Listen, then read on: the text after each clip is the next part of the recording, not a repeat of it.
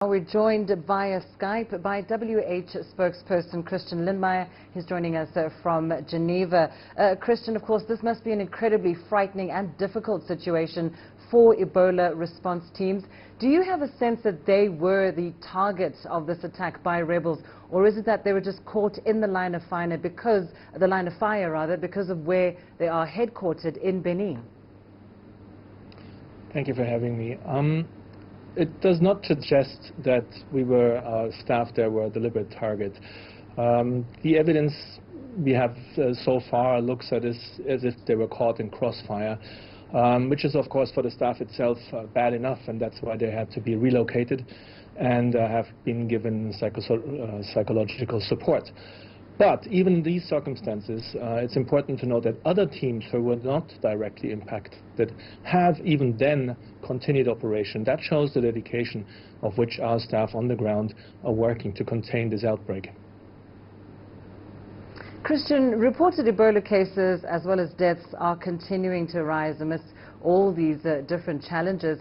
So given the current situation and given the challenges in containing the virus, is it perhaps time that the WHO's Ebola Emergency Committee reconvenes and tries to redetermine whether or not this outbreak now constitutes a global emergency?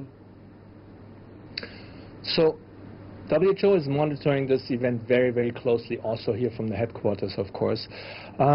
What we see so far is on a weekly basis, about 20 to 30 new cases every week, and that has been the same throughout the last weeks.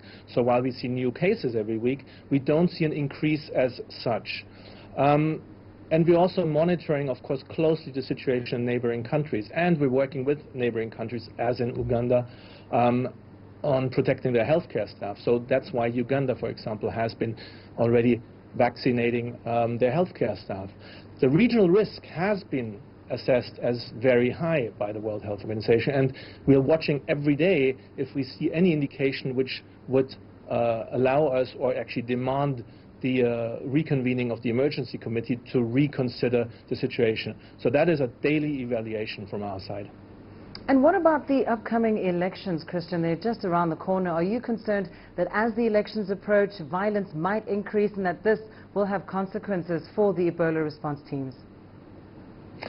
Anything which disturbs people going to seek health in the healthcare centers or disturbs our contact tracers or the vaccination teams to go out and find the possible victims or the possible infected people is a problem for us, indeed, and is a problem for the people on the ground.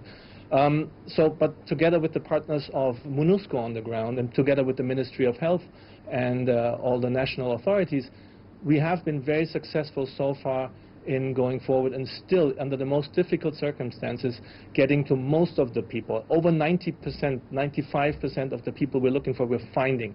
But yes, to be very precise, any disturbance, any violence, any shutting down of operations would be a possible setback.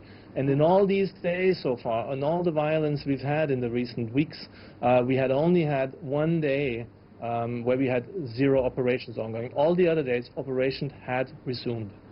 And now, considering the stakeholders you've mentioned and, of course, the challenges on the other end, what kind of support do emergency aid workers on the ground need to win this fight against Ebola?